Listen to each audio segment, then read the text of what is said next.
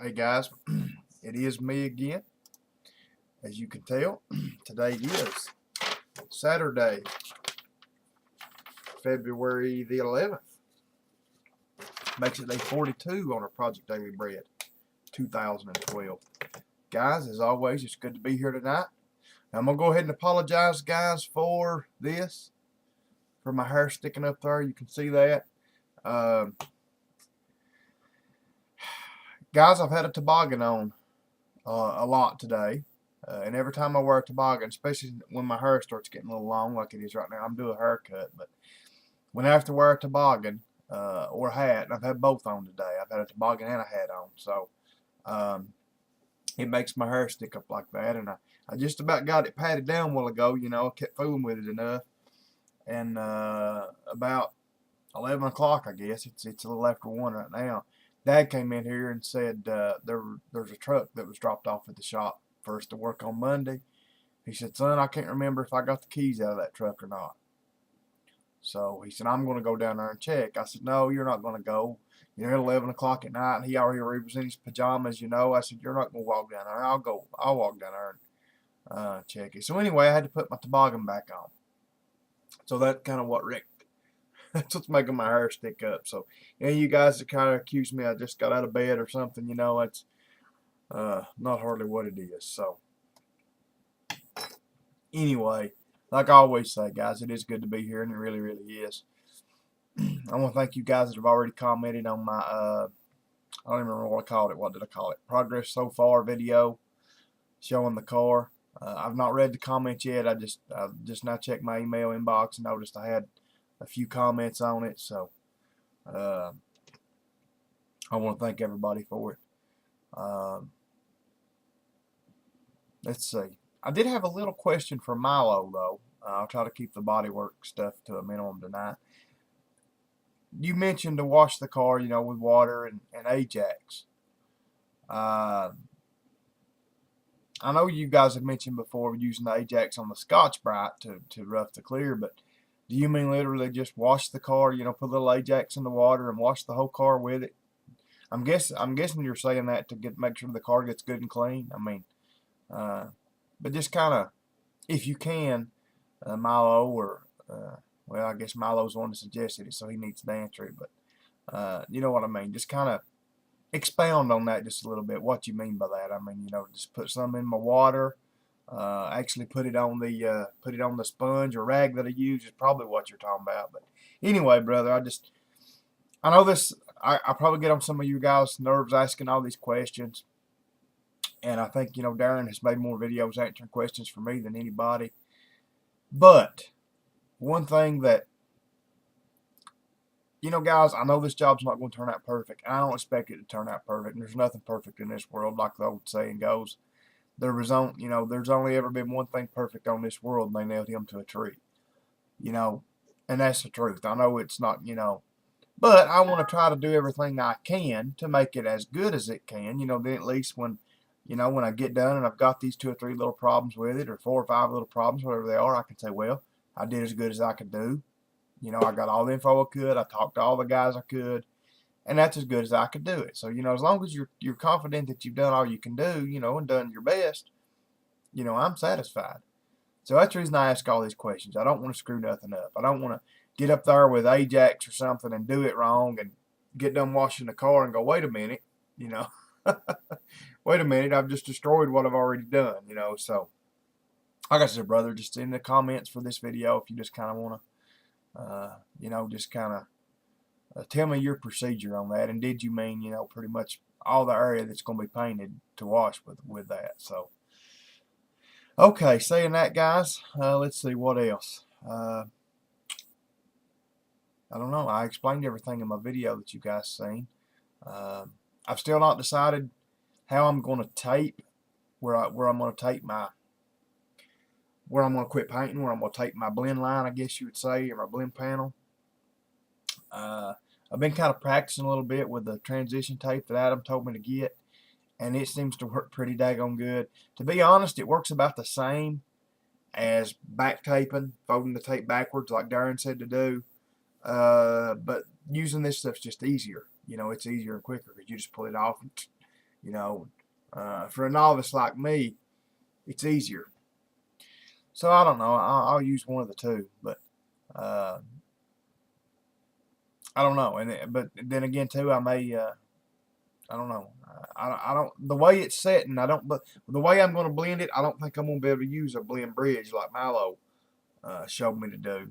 Um, that would be good for like the A post up there, but I'm going to paint that whole thing. But the only place I'm going to actually be blending is down there on the quarters. So anyway, guys,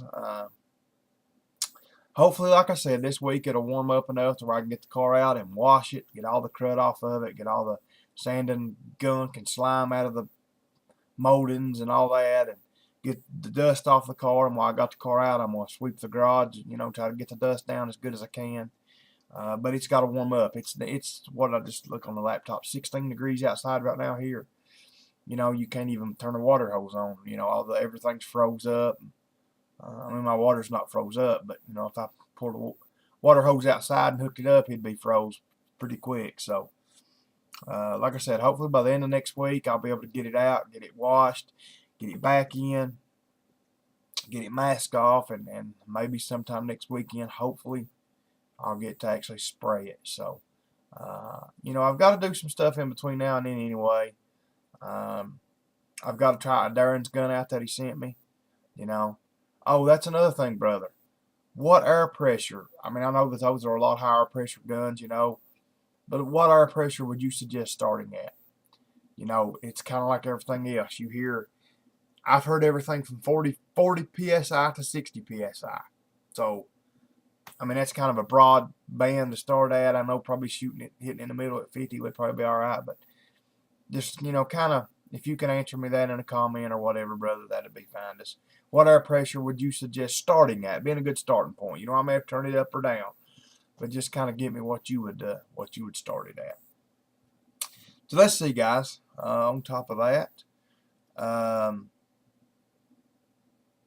normal stuff, guys. Just pray for us. Like I said, guys, we've got bad weather here right now. It's snowed on and off all day, which we've not got much snow. Probably don't have about a little over an inch, but it's cold. And so I'm going to try to have church tomorrow, unless it comes, unless it does something overnight that makes it worse.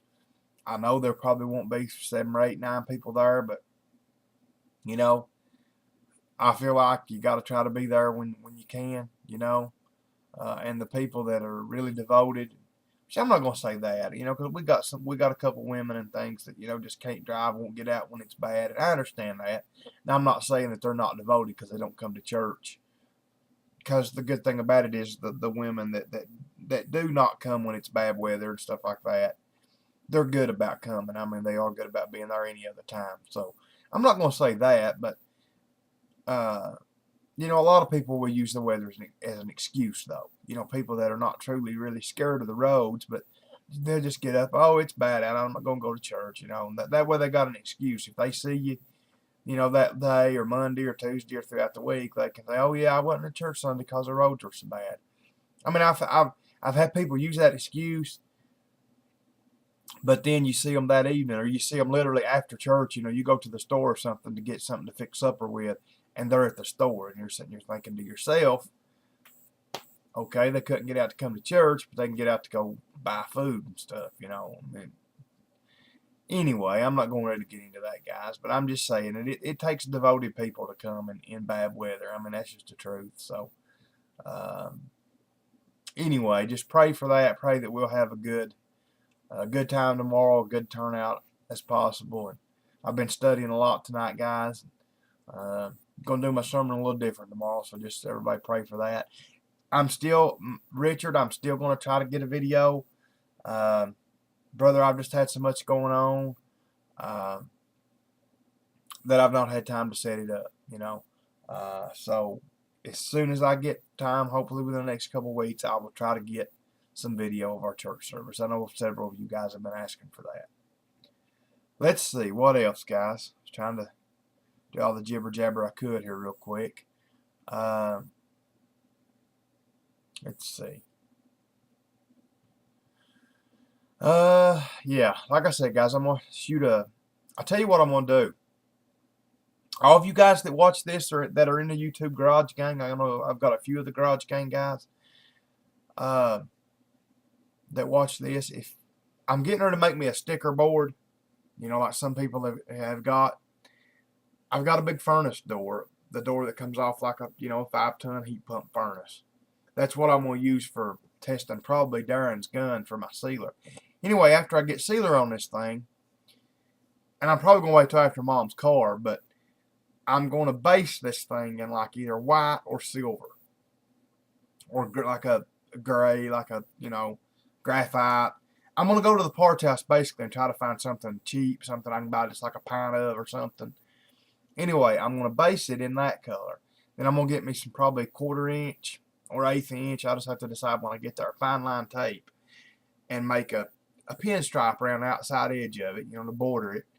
And then may even, if I get cocky enough, if I get me a razor, and I may even write on it, YouTube Garage Gang or something.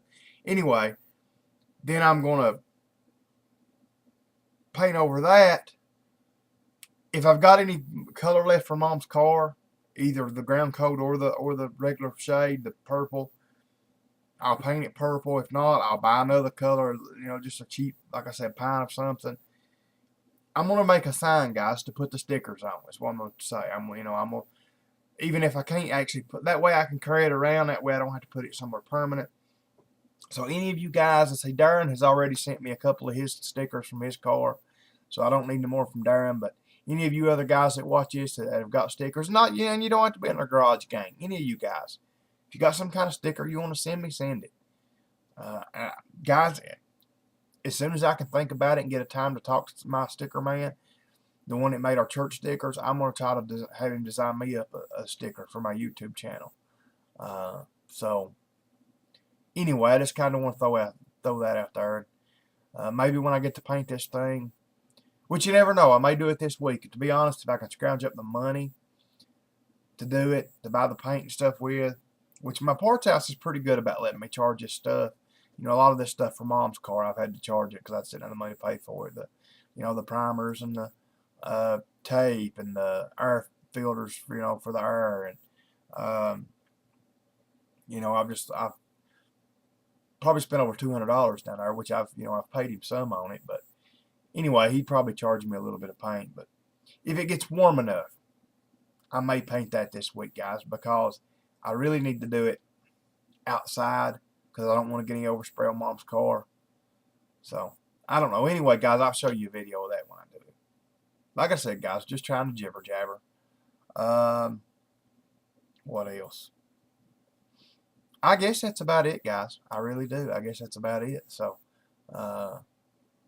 having said that, let's get on to the important thing tonight, as of course, as always, the Word of God.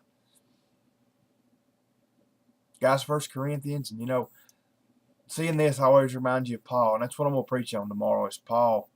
When Paul was in Caesarea, when they took him there from Jerusalem to Caesarea, what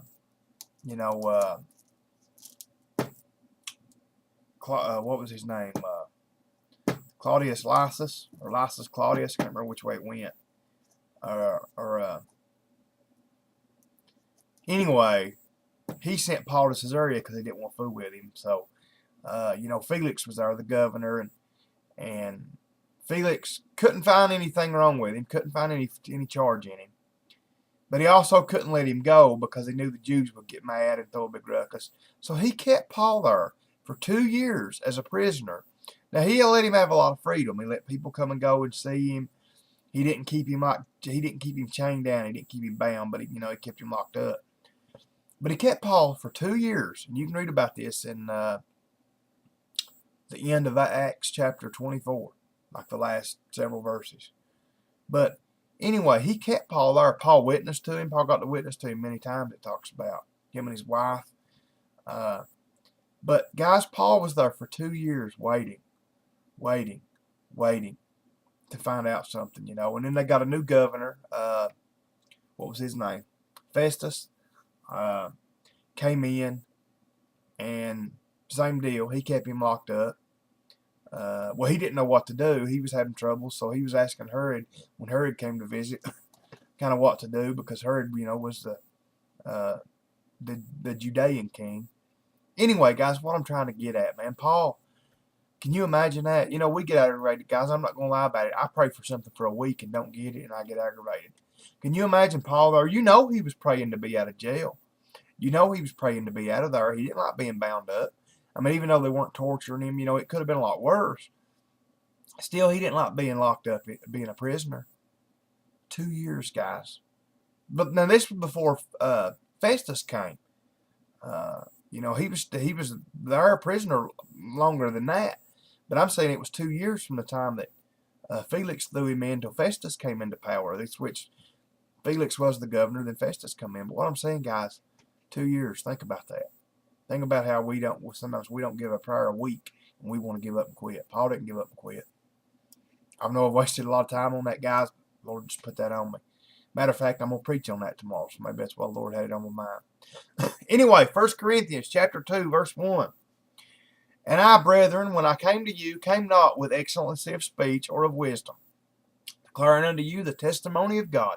Just like I've said, guys, God does not pick people that can speak well. You know, I came to you without excellency of speech or wisdom, Paul's saying. Paul's saying I wasn't no slick talker. I ain't no slick talker. And he's saying I ain't the smartest man in the world either. You know, Paul wasn't no dummy. You can tell by the way, you know, by the way he writes. But, you know, he's saying I'm not a genius. I'm not a big speaker. All I'm doing is God has picked me to come to declare unto you the testimony of God. Verse 2, for I determined not to know anything among you save Jesus Christ and him crucified. Paul says this several times in his writing, and I love this. He's saying, I'm not claiming anything. I'm not claiming to know nothing but Jesus Christ crucified. That's all I'm claiming to know, he says. I'm not claiming to be no rocket scientist. I'm not claiming to be nothing else, he said. I'm not claiming to know nothing but Jesus Christ and him crucified. Verse 3, and I was with you in weakness and in fear and in much trembling. And my speech and my preaching was not with enticing words of man's wisdom, but in demonstration of the Spirit and power, that your faith should not stand in the wisdom of men, but in the power of God. Howbeit we speak wisdom among them that are perfect, yet not the wisdom of this world, nor the princes of this world that come to naught. He's saying, guys, he's saying, yet we speak wisdom. He's saying, the true and most excellent wisdom, let's put it that way, is of God. You know, he's saying, he's talking about, what he's talking about here is the experience that you get by being an adult experienced Christian, basically. And he's saying here, I don't want to lose my place, guys. I won't be able to go back to it. Let me mark this here before I get into this. He's saying here that it's not the same wisdom that's taught. It's not the same wisdom that we have in this world. He's saying it's godly wisdom. It's wisdom we have of being Christian. He's saying nor the princes of this world that come to naught. He's saying that, you know, the people of this world that try to hang everything on the, you know, just like I've always said about education. You know, people that try to hang everything on something of this world. There's nothing wrong with education, guys. But we can't make that our priority. When we teach our kids, we wonder why the world's in the shape it's in. We teach our kids, you know what we teach our kids? You know what success is in life? Going to college, getting a degree, making $100,000 plus a year, having a big house, having 5 cars. That's success. That's what's important. That's what our society teaches. That's what the wisdom of this world teaches. That's what's important. Like I said, guys, I'm not knocking education, but that's not the most important thing.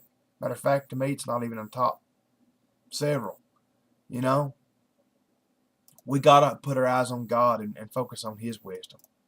But we speak the wisdom, of God in a mystery, even the hidden wisdom, which God ordained before the world unto our glory, which none of the princes of this world knew, for had they known it, they would not have crucified the Lord of glory. Guys, that's, you know, I don't have to explain that. That's self-explanatory. Saying none of the princes of this world knew it. He's saying the people in power did not have this knowledge. He's saying if they did, if they had known it, they would not have crucified the Lord of glory, saying. They would not have nailed Jesus to the cross if they would have known. If they would have understand God's ways and understand who Jesus was, they would not have nailed him to the cross. Verse 9, but as it is written, eye hath not seen nor ear heard, neither have entered into the heart of man the things which God hath prepared for them that love him. That's saying, guys, this is a hard world. This is a hard road to hoe. And I know as bad as anybody, and I'm bad for about grumbling and complaining, guys. But we got to look up. We got to look towards heaven, because not only is the kingdom of heaven at hand and our repentance draws nigh, God has prepared things for us, guys, that we can't even imagine, that are going to blow this world away. And, guys, I know it's hard to let go of this world sometimes. I've thought about that before. I've thought about before, and I know this may sound selfish, but I've sat and thought about, you know what? The only thing, I love riding motorcycles. You guys know I love riding motorcycles. I love going to the track. I love going and getting my knee down, seeing how fast, trying to get better and faster through the turns and, all that. And and I actually thought about that once. I was like, you know what? The only thing that's going to suck about heaven, you ain't going to be riding no motorcycles up there. I'm sure God ain't got no racetracks for motorcycles in heaven. We think with our human mind, but when we get to heaven, we won't care about the things we did down here. We won't care about motorcycles. We won't care about racing. We won't care about these things that there's nothing wrong with on this earth, but they're just compared to God. They're not even they're not even on the same level. I mean, they're nowhere near the same level. So God has things prepared for us, guys, that we can't even imagine. But God hath revealed them unto us in His Spirit, by His Spirit. For the Spirit searcheth all things, yea, the deep things of God. Basically, what this is saying, guys, that man can be shallow, and we can be shallow. And if we don't have the Spirit of God in us, we're a shallow creature. But when we get saved, we got that Spirit in us, then our heart searches out the true, meaningful things, the spiritual things, like I was just talking about. Anyway, guys, thanks for being here tonight. Sorry to make this video so long. We'll continue tomorrow night, hopefully, God, Lord willing, in 1 Corinthians 2:11. So like I said, sorry for being so long, guys. Pray for us. Pray for the church tomorrow. Guys, as always, pray for my business. Praying that the Lord will, this week, He'll start picking it back up. So pray for that. Pray for everything I do on this car of Mom's. I want to thank all you guys for helping me with that. I want to thank all you other guys that ain't into the body working and painting stuff for being patient with me, for not leaving my channel while I'm going through this. And like I said, I want to thank you for staying here with me. Love you guys. Good Lord willing, I'll be here tomorrow night. Until I see you again, good night, and God bless.